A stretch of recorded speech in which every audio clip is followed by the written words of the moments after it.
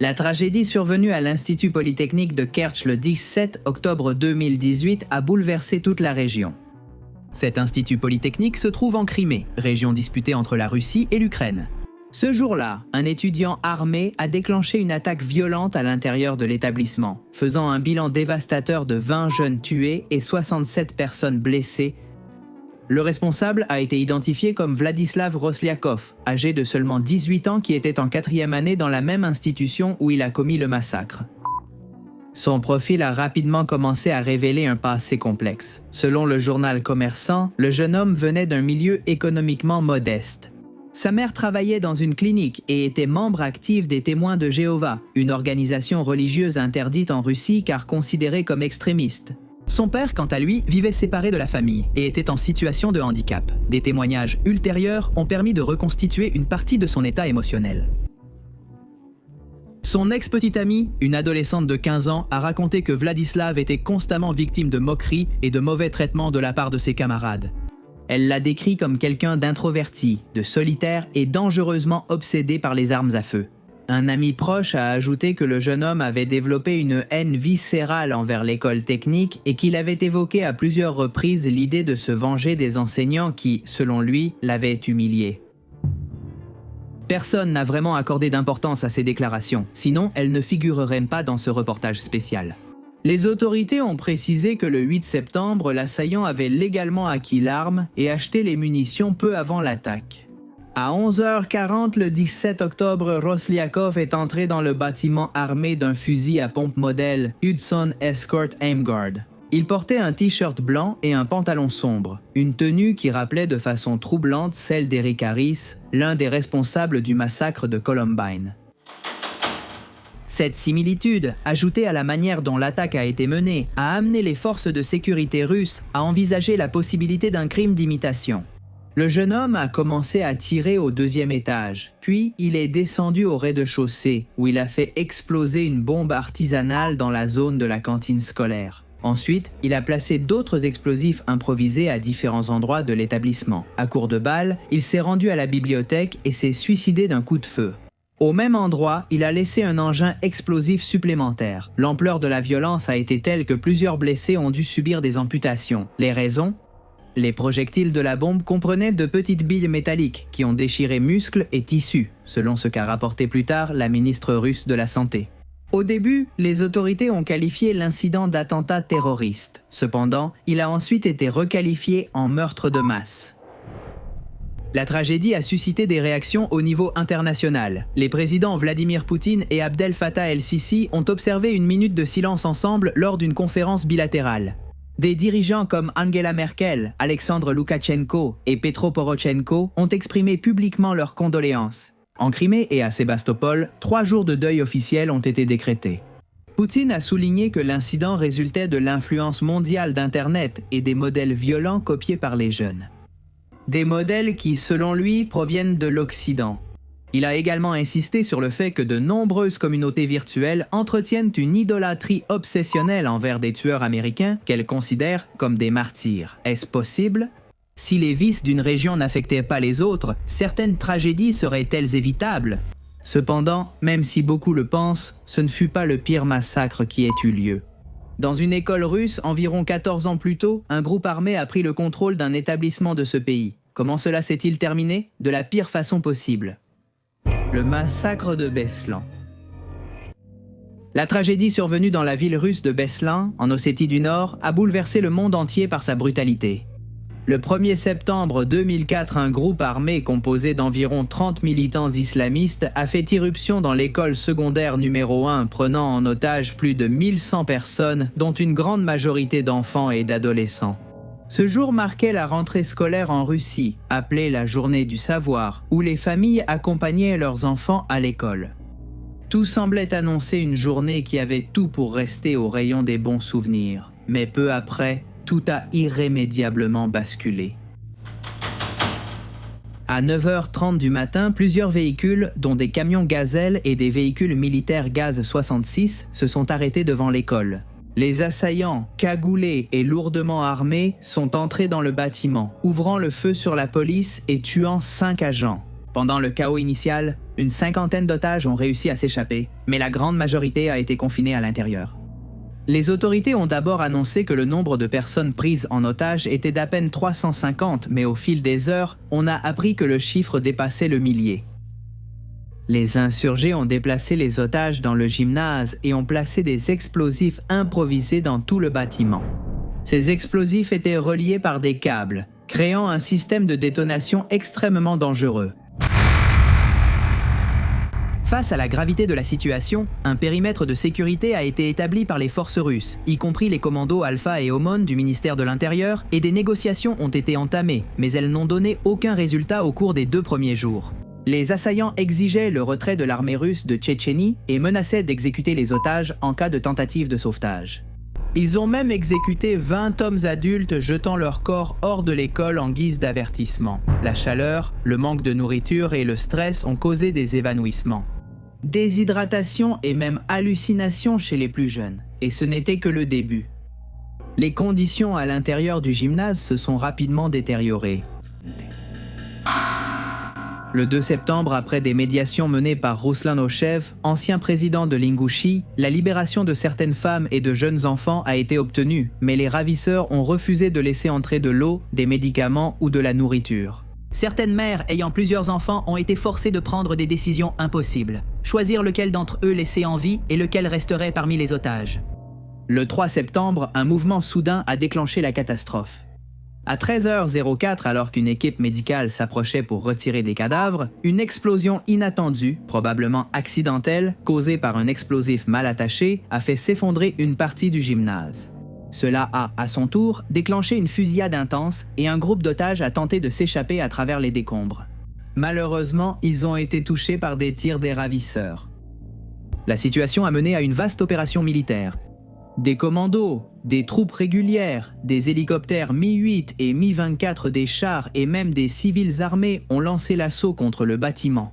Les affrontements dans l'école ont causé incendies et effondrements. La confusion était telle que certains décès auraient pu résulter de tirs croisés. Vers 15h, les autorités ont annoncé avoir repris le contrôle, mais il restait encore 3 terroristes retranchés dans le sous-sol, où ils retenaient plusieurs otages. Bien que ce dernier groupe qui résiste ait également été abattu, il s'est d'abord chargé d'exécuter les prisonniers. Le bilan final s'élève à 334 personnes assassinées dont 186 étaient des mineurs. Le président Vladimir Poutine a décrété un deuil national les 6 et 7 septembre. Ce même 7 septembre, plus de 135 000 personnes se sont mobilisées sur la place rouge de Moscou pour désigner le terrorisme comme criminel. Des années plus tard, en 2017, la Cour européenne des droits de l'homme a condamné l'État russe pour sa mauvaise gestion de la crise, arguant que des mesures suffisantes n'avaient pas été prises pour prévenir la tragédie. Sans compter que, selon des rapports, il y aurait eu un usage disproportionné de la force létale. Il doit aussi indemniser les familles, près de 3 millions d'euros après qu'il a été révélé que des informations sur une possible prise d'otage dans une école existaient depuis longtemps. Beslan, jusqu'à aujourd'hui, représente l'un des pires massacres scolaires de l'histoire moderne.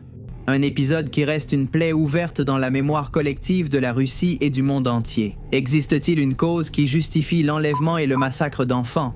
La réponse semble simple, non. Cependant, de nombreux groupes extrémistes affirment que des enfants sont fréquemment tués dans divers conflits et dénoncent l'hypocrisie sur les morts que nous jugeons ou ignorons. Quoi qu'il en soit, les preuves sont claires. Ce sont toujours les innocents qui paient les conséquences d'un monde déséquilibré et hostile. Pour le prochain cas, nous avons choisi de montrer ce qui arrive quand la personne qui s'empare d'une école pour y exercer la violence n'est ni un élève ni un groupe armé, mais un professeur. La massacre de Janikowa. Stefan Bikovski, un officier de 36 ans retraité de la réserve, a été engagé le 1er septembre 1935 pour travailler à l'école publique numéro 1 située rue 1 Maja Denzianikowa, en Pologne. Au même endroit travaillait sa femme, Teodosa Bikowska, âgée de 32 ans avec qui il avait une fille nommée Maria. Au départ, son comportement paraissait normal, mais il s'est vite mis à boire excessivement en cours et à provoquer des conflits fréquents, ce qui lui a valu une très mauvaise réputation. Son état constant d'ivresse a provoqué chez lui une paranoïa croissante qui l'a amené à soupçonner que ses collègues enseignants conspiraient contre lui. Il était tellement convaincu qu'on voulait lui nuire qu'il en est venu à menacer d'utiliser des armes à feu contre le personnel de l'école. Fatigué de la situation, le 1er avril 1936, le directeur de l'établissement lui a annoncé qu'il ne renouvellerait pas son contrat. Ce qui impliquait également qu'il devait quitter l'appartement attribué au professeur. En réponse, Bykowski jura de se venger et quitta les lieux, visiblement furieux. Plus tard, vers 17h, il revint et tira à travers une fenêtre en essayant de blesser sa femme, bien qu'il ait échoué. Il courut ensuite vers l'école et commença à poursuivre Teodosa, qui réussit à s'enfermer dans une pièce. À ce moment-là, Bykowski aperçut la professeure Michalina Kosmowska, âgée de 33 ans, qui courait vers la gare. Il lui a tiré dessus à 4 reprises, ce qui a causé sa mort à 17h30. Ensuite, il aperçut la domestique, Pelagia Salita, âgée de 26 ans. Il lui a tiré dessus avec une précision effrayante devant une trentaine de témoins, dont des écoliers. Lorsqu'il n'eut plus de munitions, Stéphane inséra un nouveau chargeur. À ce moment-là, 2 policiers qui se trouvaient par hasard à Janikowa, poursuivant un voleur, furent alertés par les voisins des détonations et coururent vers l'école. Bykowski a tiré 2 coups de feu sur l'un des officiers, le blessant grièvement à la cuisse droite. Malgré cela, l'autre est resté debout et a continué à appuyer sur la gâchette jusqu'à neutraliser l'assaillant. Dans un dernier acte, Bykowski s'est tiré dessus alors qu'il était assis. En le fouillant, les médecins ont trouvé de la dynamite cachée dans son pantalon. Les corps de Kosmowska et Salita ont été placés sous surveillance jusqu'à l'arrivée des autorités judiciaires. Bykowski a été transporté à l'hôpital du district, où il a d'abord été déclaré mort. Cependant, il a repris connaissance 2 jours plus tard. Le 3 avril, les médecins ont qualifié cela de véritable miracle. Lorsque l'homme a pu parler, il a dit qu'il regrettait que la balle ne lui ait pas ôté la vie. Les funérailles de la professeure ont eu lieu le 4 avril à 10h à l'église paroissiale de Mursino, tandis que Pelagia Salita a été enterrée à Hiroloklo. Plus tard, on a appris qu'au-delà de sa colère liée à son licenciement, Stéphane était furieux contre la professeure qui l'avait assassinée, parce qu'elle avait raconté à Teodosia que Bykowski entretenait une relation amoureuse avec Salita. Oui, l'intrigue était bien plus complexe qu'on ne l'avait estimé. Ce même 4 avril, Bykowski a été transféré de l'hôpital à la prison d'enquête criminelle de la rue Pakowska. Lorsqu'on l'a interrogé sur son motif, il a déclaré « C'était une lutte pour la survie ». L'homme a été soumis à une évaluation psychiatrique de 5 mois et le 29 septembre 1936, il a été décidé de son internement dans un établissement pour malades mentaux. Le 29 novembre de cette année-là, il serait tombé dans le coma. Stéphane Bykowski avait auparavant servi comme commandant de l'organisation paramilitaire SLEC à Janikowo, ce qui explique son accès aux armes à feu. Après l'incident, Teodosia a continué à enseigner dans l'école publique. L'officier blessé a survécu et est resté en service. Comme nous pouvons le voir, ce massacre a eu lieu bien avant l'existence des réseaux sociaux tels que nous les connaissons aujourd'hui. Aujourd'hui, nous avons de nombreux cas où les agresseurs publient leurs manifestes de haine sur leur profil en ligne. Beaucoup ont même mis en ligne des vidéos annonçant ce qu'ils allaient en faire. C'est d'ailleurs ce qu'a fait la protagoniste de notre prochain cas. La massacre de Tuusula. Le 7 novembre 2007, la tranquillité de la commune de Tuusula, en Finlande, a été brisée de façon irréversible. Ce jour-là, l'un des élèves de Jokelan Koulukeskus, un établissement d'enseignement secondaire, est entré armé et a ouvert le feu sur les élèves et le personnel de l'établissement. Le massacre a fait un total de 8 victimes mortelles. Une infirmière et la directrice de l'institut. L'auteur de l'attaque était Pekka Erik Obinen, un jeune homme de 18 ans qui, jusqu'à ce moment-là, passait presque inaperçu dans l'établissement. Seulement quelques heures avant la fusillade, il a publié une vidéo sur YouTube annonçant ses intentions. Dans cette vidéo, il regardait la caméra sans cligner des yeux, brandissant un pistolet Sig Mosquito calibre 22, l'arme qu'il utiliserait pour commettre le crime. Pekka était né à Tuusula en 1989. Son père était musicien et lui a donné ce nom en hommage aux guitaristes Pekka Järvinen et Eric Clapton. Sa mère, Mikaela Buorio, a eu une brève carrière politique en tant que conseillère municipale. Selon l'enquête officielle, Obinen n'avait pas d'antécédents de violence. Ses notes étaient acceptables, il n'avait commis aucune infraction grave et il prévoyait d'obtenir son diplôme au printemps suivant. Mais ses proches savaient ce que les statistiques ignoraient. C'était un garçon isolé et mal à l'aise face à la migration des autres. Certains camarades affirmaient qu'il subissait du harcèlement scolaire depuis longtemps. Inquiet pour sa santé mentale, ses parents ont tenté de le faire admettre dans une clinique psychiatrique entre décembre 2006 et janvier 2007. Le système n'a pas jugé son cas urgent et l'a orienté vers un traitement ambulatoire à base d'antidépresseurs que le jeune a suivi irrégulièrement. En parallèle, il a montré des signes inquiétants. Certains camarades ont remarqué des changements d'attitude, des commentaires agressifs et une tendance de plus en plus marquée vers des positions extrémistes. Obinen parlait d'une révolution blanche et d'une purge contre l'humanité. Un professeur est allé jusqu'à le décrire comme quelqu'un d'obsédé à la fois par l'extrême gauche et par l'extrême droite. Le garçon croyait à l'anéantissement des faibles et son idéologie était un mélange de nihilisme et de protofascisme, sans cohérence politique, mais avec une logique interne très claire, détruire pour purifier. Selon les enquêteurs, la planification du massacre avait commencé en mars de cette année-là, soit 8 mois avant l'attaque.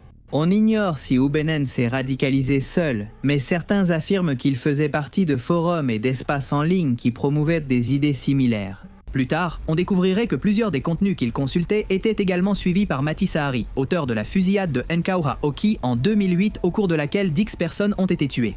Okla n'a pas été la première fusillade scolaire de l'histoire finlandaise. En 1989, un garçon de 14 ans avait tué 2 camarades à Roma. Mais l'affaire Oubenen fut la première à acquérir une répercussion mondiale en raison de sa planification, de son contenu en ligne diffusé à l'avance et de son esthétique inspirée d'autres attaques célèbres. Les vidéos qu'il a laissées, les lettres et les manifestes parlaient d'un monde sans rédemption. Le jour de l'attaque, après les meurtres, Oubenen s'est rendu dans une salle vide et s'est tiré une balle dans la tête. Transporté à l'hôpital dans un état critique, il est décédé la nuit même. Après l'horreur, la Finlande a modifié sa législation sur les armes à feu civil et la prise en charge de la santé mentale des jeunes, mais l'écho de Okela persiste. Le nom de Pekka Erik Oubenen resterait dans l'histoire comme le symbole de la haine silencieuse, mais aussi comme synonyme de négligence de la part des autorités. Combien de tout cela aurait pu être évité si les cliniques psychiatriques que le jeune homme avait consultées avaient pris son cas plus au sérieux? De nombreux tireurs meurent souvent là où ils lancent leur attaque, c'est un point commun. Dans le prochain cas, l'étudiant qui a décidé d'agir contre son entourage a fui sur quelques kilomètres avant d'être arrêté. La massacre de Winnenden. Le matin du 11 mars 2009, la ville de Winnenden, dans l'état allemand du Bade-Wurtemberg, est devenue le théâtre d'une tragédie qui allait profondément marquer le pays. À 9h30, un jeune homme de 17 ans nommé Tim Kretschmer est entré dans son ancienne école, l'Albertville Realschule, armé d'un pistolet semi-automatique Beretta 92 FS de 9 mm. En quelques minutes, il a laissé derrière lui une traînée de morts et de confusion qui s'étendrait jusqu'à une localité voisine, Wendlingen, à plus de 40 km de là. Au total, 16 personnes sont mortes, y compris l'assaillant lui-même. Kretschmer avait été élève à l'Albertville jusqu'à l'année précédente. Il avait abandonné ses études sans obtenir son diplôme et vivait avec ses parents dans la banlieue de Lautenbach. Son dossier ne montrait pas de signes évidents de violence extrême, mais il traînait un passé d'isolement, de dépression et de difficulté à s'intégrer. Selon des rapports ultérieurs, il suivait un traitement psychiatrique irrégulier. Ses parents détenaient des armes enregistrées. Mais le pistolet qu'il a utilisé n'était pas rangé correctement. Il se trouvait dans une chambre, à portée de main. Une fois à l'intérieur de l'école, Kretschmer a commencé à tirer de façon indiscriminée. Lors de l'attaque initiale, Kretschmer a tué 9 élèves âgés de 15 à 17 ans, dont 8 filles, ainsi que 3 enseignants en formation. Les témoins ont décrit des scènes de chaos, des corps gisant dans les couloirs, des cris, des portes qui se fermaient à la hâte. Le profil des victimes a amené certains enquêteurs à envisager la possibilité d'un élément misogyne dans l'attaque, bien que cela n'ait pas été confirmé avec certitude. À 9h33, un étudiant a réussi à contacter les services d'urgence. 3 agents de police sont arrivés sur les lieux en moins de 2 minutes. Kretschmer leur a tiré dessus puis s'est enfui du bâtiment par une porte arrière. Dans sa fuite, il a tué un employé de maintenance d'un hôpital psychiatrique voisin. Les autorités ont lancé une vaste opération pour retrouver le tireur, qui a toutefois échappé à la police. Vers 10h, il est arrivé sur un parking, a volé un véhicule Volkswagen Charan et a pris son conducteur, Igor Wolf, en otage. Il l'a forcé à conduire en direction de Wendlingen. Et pendant le trajet, il lui a avoué la raison de ses meurtres. Selon ses propres mots, je cite, « Je l'ai fait pour m'amuser ». À un moment du trajet, l'élève excité a demandé à son interlocuteur s'il pensait qu'il trouverait une autre école sur la route. La conversation a été habilement détournée par le conducteur, qui par la suite a réussi à s'échapper sain et sauf et à prévenir la police. À Wendlingen, l'assaillant est entré dans une concession automobile, où il a tué un client et un vendeur. Les officiers étaient déjà à ses trousses, c'est pourquoi une fusillade intense a éclaté à l'extérieur du lieu, au cours de laquelle 2 agents des forces de l'ordre ont été blessés. Finalement, se voyant acculé, Kretschmer s'est donné la mort. L'impact en Allemagne a été immédiat. Le président Horst Köhler a exprimé sa consternation, tout comme la chancelière Angela Merkel, qui a qualifié les faits d'inimaginables et a parlé d'une tragédie nationale. Le gouverneur régional, Günther Oettinger, s'est rendu sur les lieux et a déclaré que le crime avait détruit des valeurs fondamentales telles que l'éducation, l'enfance et le sens de la communauté. Le Parlement européen a observé une minute de silence. Le président a déclaré le 12 mars journée de deuil national, et à 20h, la ville s'est plongée dans un silence collectif en hommage aux victimes. Le massacre a suscité une vague de remises en question concernant le contrôle des armes en Allemagne, où il est encore permis aux citoyens de conserver des armes chez eux sous certaines conditions. Le fait que le pistolet utilisé appartenait au père de l'agresseur et qu'il n'était pas rangé dans son coffre-fort a ravivé le débat sur la responsabilité légale et morale des parents dans de tels cas. L'information a été largement couverte par la presse internationale. Des chaînes comme MTV et Viva ont suspendu leur programmation habituelle pour diffuser des contenus commémoratifs. Pendant des heures, les gestes de deuil se sont multipliés dans tout le pays. Mais derrière la couverture médiatique planait une sombre certitude. Le massacre avait été planifié et exécuté par un garçon presque invisible, au sein d'un système qui n'a pas su ou n'a pas voulu le traiter comme un égal. Comment agir face à de tels cas? Que faire face aux dizaines de garçons et de filles qui peinent à s'intégrer? Comment savoir quand cette solitude devient une bombe à retardement?